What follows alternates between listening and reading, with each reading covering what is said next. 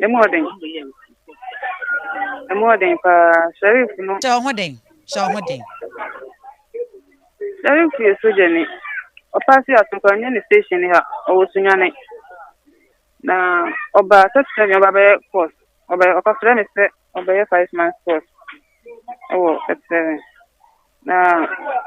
I am a man Diana. Now, I don't for back over her, sir. Oba, so I Sheriff, Sheriff, they say when you have,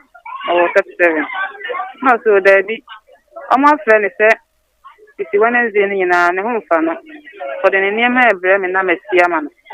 Semper Biatia, Oheneba Media, open news, Papa, Oheneba Media, and somewhere Koswa, Oheneba Media, Asem Papa Oheneba Media, Asem Cassia BSC, Oheneba Media, Sempa Omo, Oheneba Media, Sempa Omo, be a métier. Ebusian for ya mobibia kwaba edeba Oheneba Media so Oheneba Radio eso ana samre wutieme ede efri ana sabe bibia wo hweme efri bia no na mesre se Facebook na wa like na wa share dwumede na etimi akonenim medin edema me yakisi wa the Virgin Lady bakope enenso ensemo a ebobo eba ene so far details a efa ye nua bema 7 woye asrani a wanya ne ba bi ekwa besi sam radio ashaman aye hot ehonom aye hyehye amanfo achi amanfo kon ho amanfo maamenom ni amanfo nuanom enya asam ketua ni nyina ene se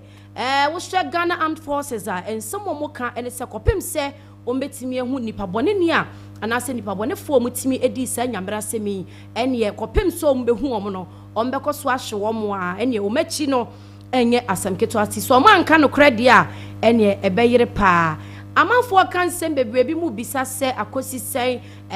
yenua be man ne maame atene nka eba ne sen ebi mu ko kan sem bi se yenua be man se bi mpredua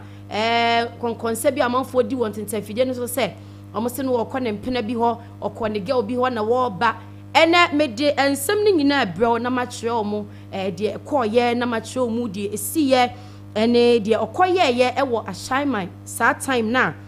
akromfo etimi hia no a yenua be me omatimi age ne kra afri ne nsem eno ti ba bibia wo bia na wayiyi wasum na waje wadwa na watimi atie dwumede bi na wahwe bi ede afri ahase nom na me sha ase de a enrada ensem no ebeto odwa no na videos a circulate e won tentafide no so ni nyina ye obehu na ase ye twa bi mu achi obehu na ebi mu kasa omosi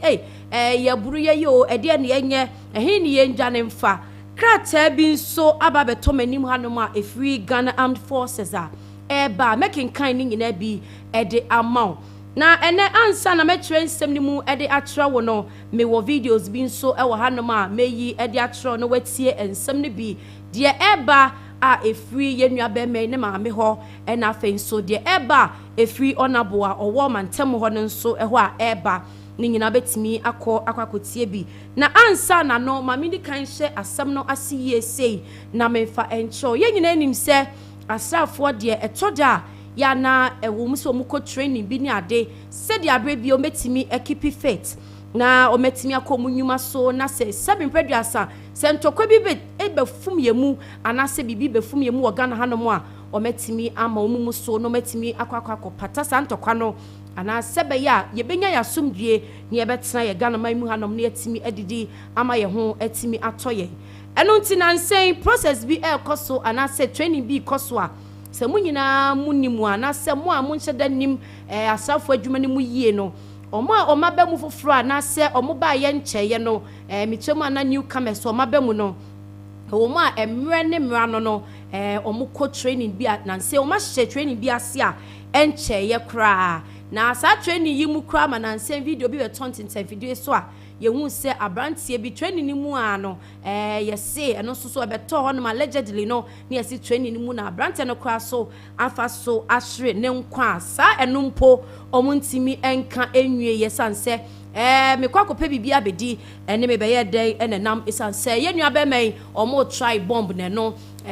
fofia nto ate no nso etimi ekoye ewo sa ebre no mu ema sa ensem we nyina no omugusu a mo hye ekwan ombetifa atoto omonneoma na eno ana omunya nwie ye kra omunua be me ya oka omo ho a 22-year-old ye nyina yenim se ye nua be me na ono soso eka trainees ne ho bia na se owo mu bidie ne nso omo anansen omo ko training na ye training omo se be ya abrebia no omo niema ebetimi aye kama na ombetimi aye so strong na abrebia ometimi e de afight ye gina ama Ghana man isanse ye use asred ni na se wo Ghana man mu hanom dia ene na abrebia no e wo se utimi equipe fit na enum na osre kwan se ne hododo ne kakra malaria bi atesi ne so woye ne ho hia enye ye enti na e wo se utimi eje pass na se de nyina nim no omo terms e wom eno no enti mpanyifo tena se ma ne pass se obetimi dia kofie na wakakoshe ne ho yare kakra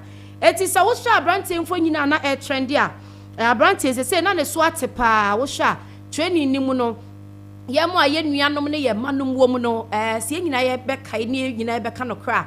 training no edin inte todo mo ba se de anim wo mo no wo behu se nipa no ebia wa fon anase ne so ate anaso behu se abante no na on sheda nye fit enti osi mu cry se obafie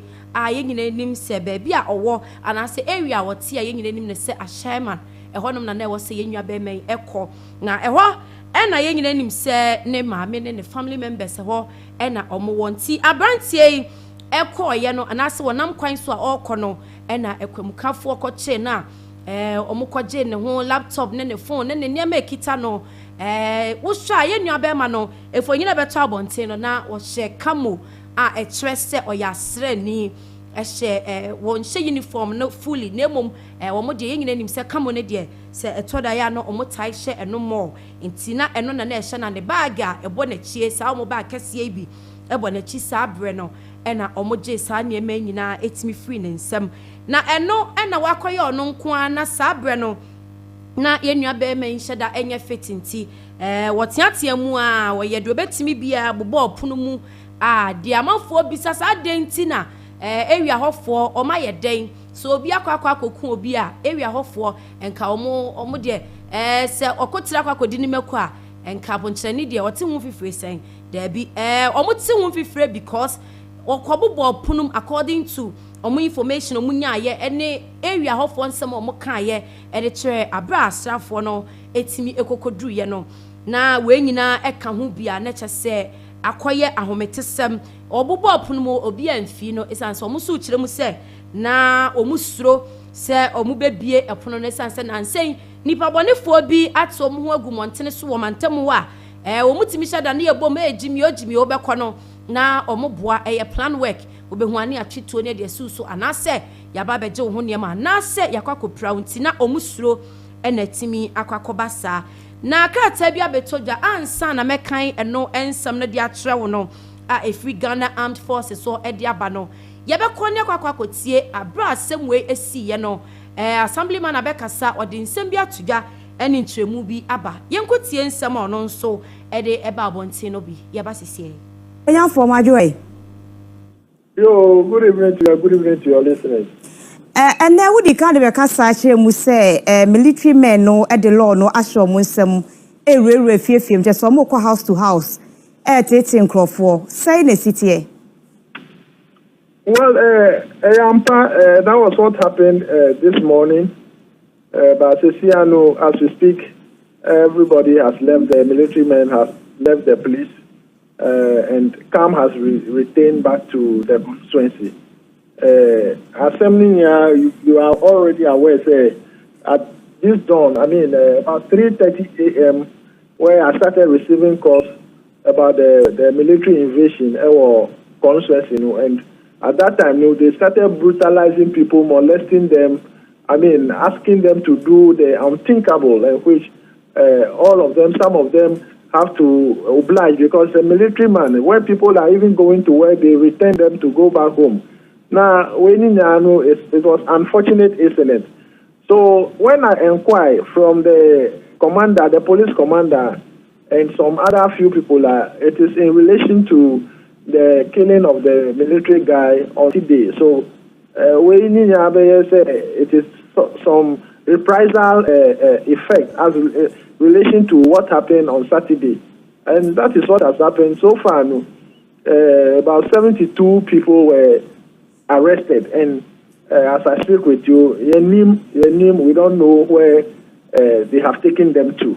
So many people have been injured. They are receiving treatment at the various hospitals in the constituency, and these people who were arrested, we don't know where they have taken them to, and we are still working to get their location. Udi kakasaro di sujwa se ujidi ese Australia anase military man na yekunu no ene nam so ama asrafo no aba anyanyem bia no obi abo wa mane ekoyo mo fa so mukum Australia no. Hello? Ona bote menga? Yeah, me too, ka. Dia bibi sane se ebra na wo kasa no. Wo ka se wanya ntie se be Saturday no yekum military person bi ewo ashrama ne potemo. Ena ye mibisa ape hunu sa nyembia no obi ama information aso mo abo amane kwan ye fa so e ma sa arehusam no sie so jani no mukun no. Well, Honu, police command, the police commander who was they were doing the investigation, you know, say, Assem to say, way back, police Assem. So they started the investigation. And they briefed me on the matters, but actually, they were not able to come to terms with what actually necessitated the killing of the police officer. But police, military officer, no, the girlfriend, they have invited him for questioning because the officer, no, he just left her place and then the incident occurred. So the police are investigating to know exactly what the cause might have been. After the time the briefing was coming, the commander was not able to tell me what the military officer was also doing in Ashama at that particular time, that midnight. And I received a lot of briefings from the police, but these are the salient ones that we can talk about because still the investigation is ongoing. Okay, as an MP for that area, no, yepesi ebisa se, ediabe na sesi a wo ya hwe se asumdwe beba na waboa ama military no any civilians no omontem ayekama. Well, since I know I've been able to speak with some of the authorities to calm nerves down. I've spoken with the friends and the deputy defense minister who has assured me that there will be calm in the community.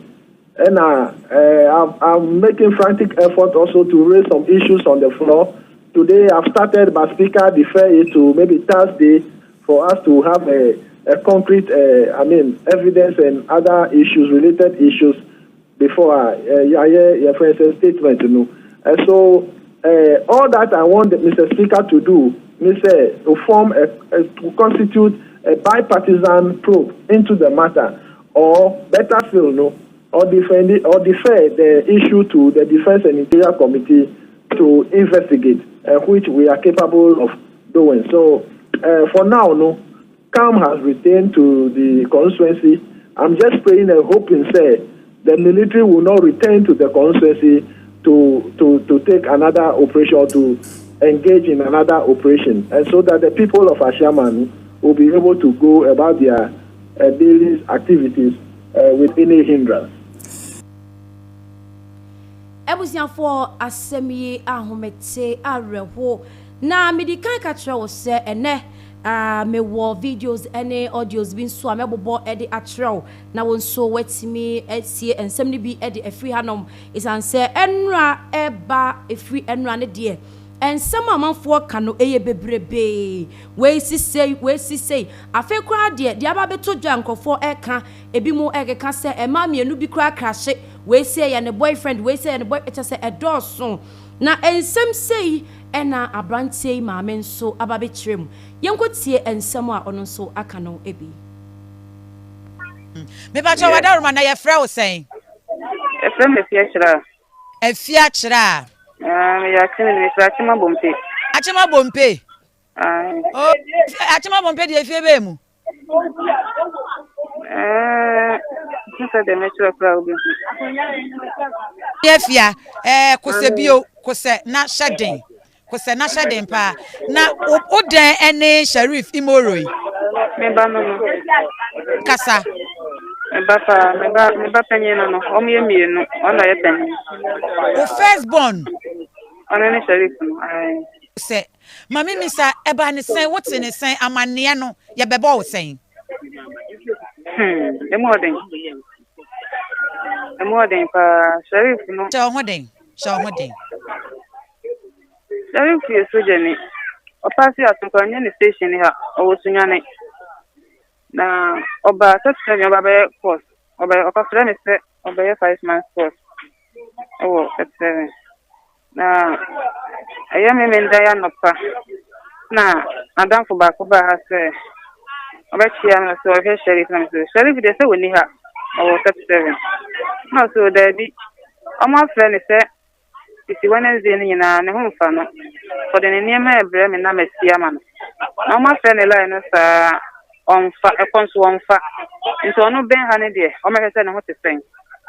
na me so ene onya me du fie na danfo no me se onfre o mama na me musa se ofre no me busa ya no se ma Sheriff timi da be na me so Sheriff de onko da be dia me amencha na oda tano kwa ne mu odin tina me fresh from busa se omo hu be yo wana na mo tio ninka makoma ntumiem na bia o be fie no mpanyifo asan fe ne se omo program so me sen kontimi da ninka makoma ntumiem na me tio afi me fre obi amfa biom anche na menya coffee de makam omo ka obusa me Sheriff ma me na me sen an osu wa sa anyi no mbe hume na me tio so mbe se me mra be makam po wa meba no ka chen se me ba me mfa panyin ba ko nka me ho na me se me ba na be boni bia na no si baby na Sheriff ko de yoyo fo no on kan so me se de mi bu se question na o se o man kasa kra e be ba me mom direction anche na me hu se obi be twemu a o hwe ne phone so na o hwe menim afa na me ntiasie ana bra ni no fie no o dimri ka bai so bo Sheriff pe ana fenti ye so offensive na msa dem bane wa na mama efia enti nyo okay nyina ye memene de ne benai asem na wo kan ai memene da no pa asem na me kan ma to asoma ye so kan sa no offensive na mkombuza nsa de me bane Sheriff owu ana me kan sa na fe na ye ma ewo nkrofo fon so me fi oba ko ni fon won nsem na me hwe na me hu Sheriff na me hu se omo ko bi da na me hu Sheriff ne da ho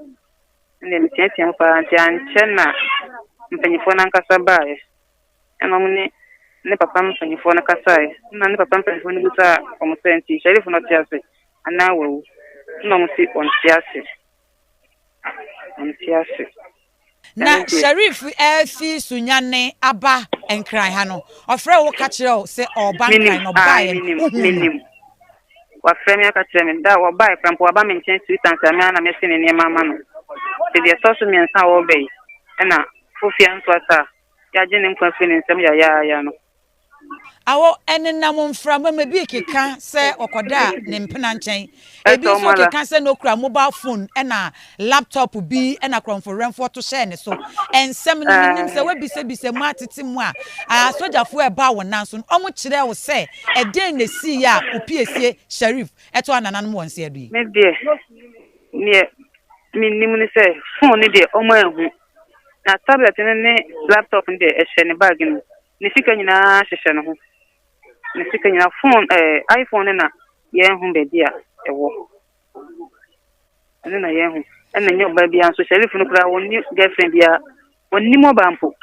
enfie do no ba ko woni mo ba for 21 years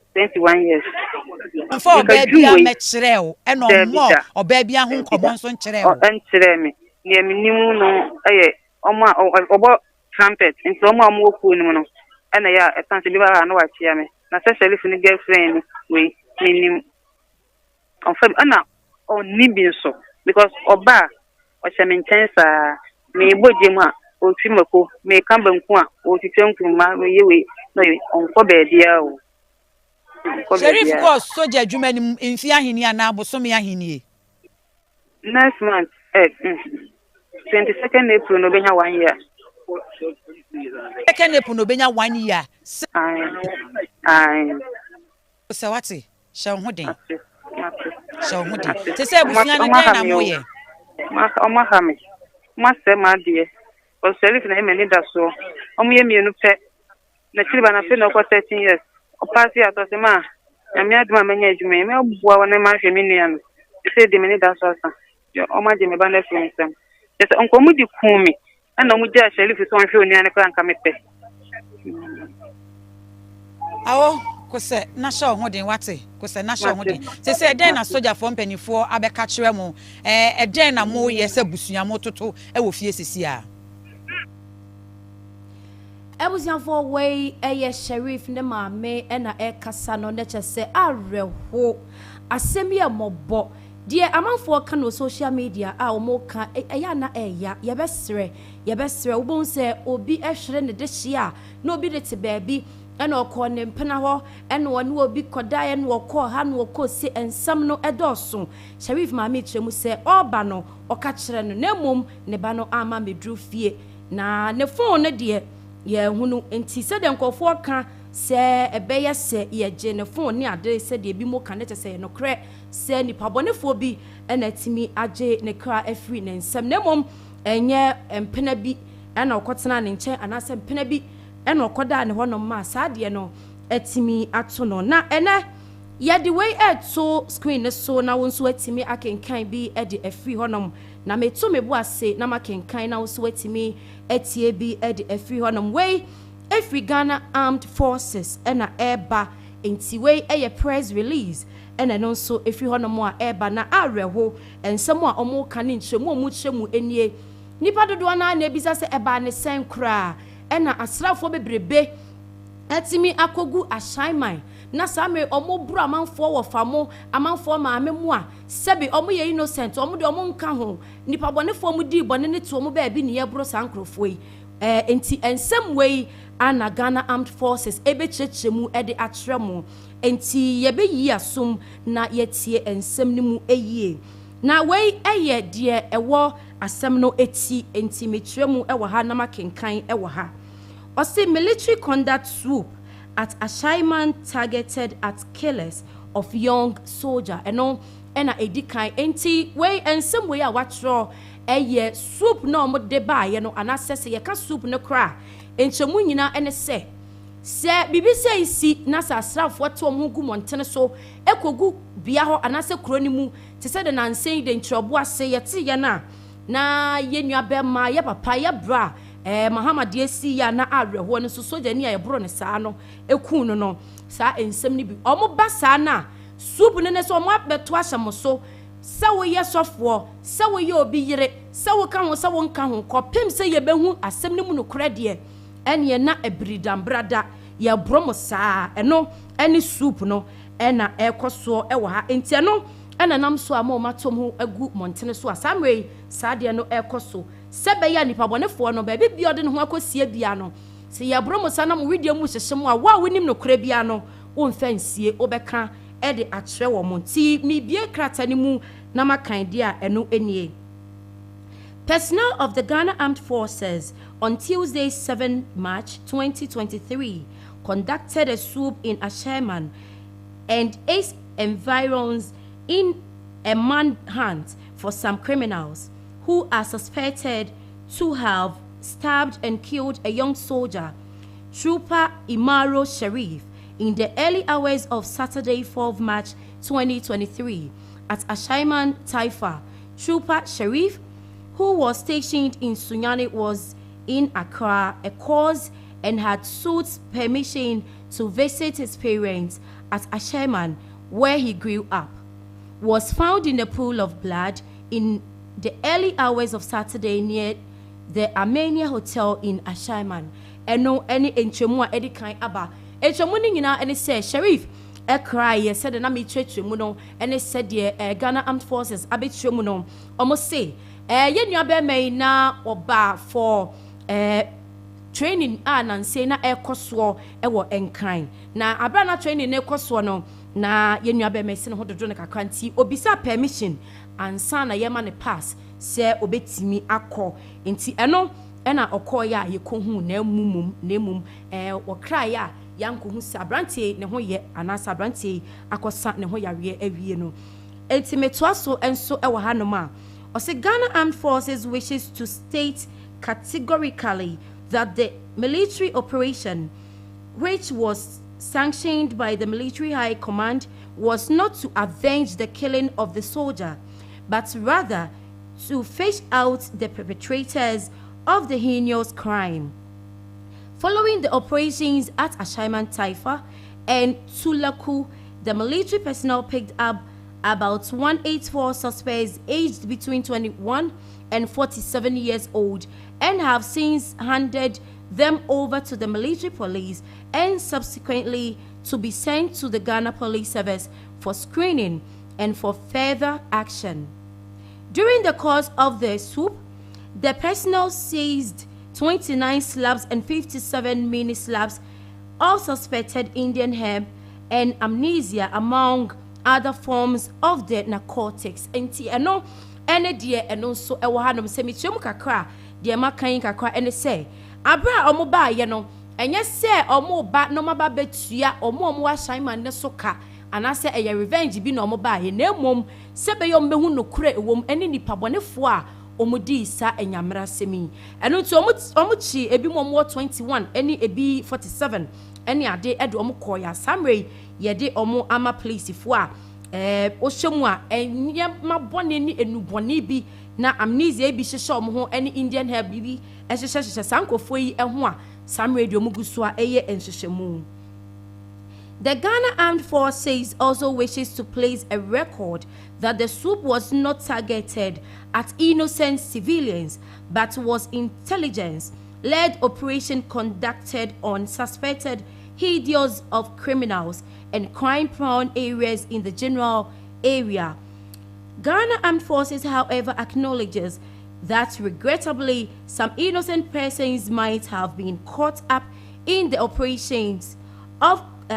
consequently suffered some distress due to the location they found themselves at the time. Enti omo chiremu omo ye che omo ye bo omo na omo nka ho bi amanfo claim so omo ye innocent sa we de on ka ho bi nipa we de onye nipa boni ni wo kuro ni mu de omo chiremu ene se ye che omo wo area bi a na omo suspect se sa area ho de e bi a omo betimi anim hu bi enti ene ye ba ebridambrada ye bo obi a enti no nche se e bi a omo sheda eno innocent people nenso ye bo omo ka ho na mom soup ne de ba de a ye mfa ho eni nipa kwa we ye ene ye bro wa ne se ye bro eno nti ena enkofo bi omu a na omu ye innocent na mom sa bia na ye hu omo ne wo no ene ma asasem we nyina koso na omu ye e wo se omu wo order anase ye order omu se omu nko enyo ma na de omu pe ena omu koye sa ade we anase omu ko okro ni mu na omu ko bro enipa intimate aso enso e wo ha na me de awia o se Ghana Armed Forces accordingly wishes to urge the general public to provide useful information, support the security agencies in weeding out criminals and miscreants from our communities and desist from shielding and convincing with such suspects in order to curb criminals' activities in the country. And no, any diamedi we na nyina musunchemu ne medi we ne se yebesere semwa mo information bia a yebetimi amiasa nipa bonefo ya ometimi eku yenua be ma sheriff a wonyini bia afi no waba military mu a chese abrantie onya endru ba bia ya yaje ne kra free ne nsam yebesere se mo mfasa information nyina mbra bonten na yen so so ye wabonten a ye ka ensam ni bi gum na yese ye make sure say ensam no unimu a hwe no ama bonten ama mekeke bia keke na mom yemfa information a ehu ebehia enfambra na entimi emboa sojafo no any placefo no na omuntimi nye enhyehyenimu no eye anase enhyehyemu ye na yentimi ehu yenua bemen ne nipa bonefo a ometimi age ne kra afri ne nsam eno ebusiafo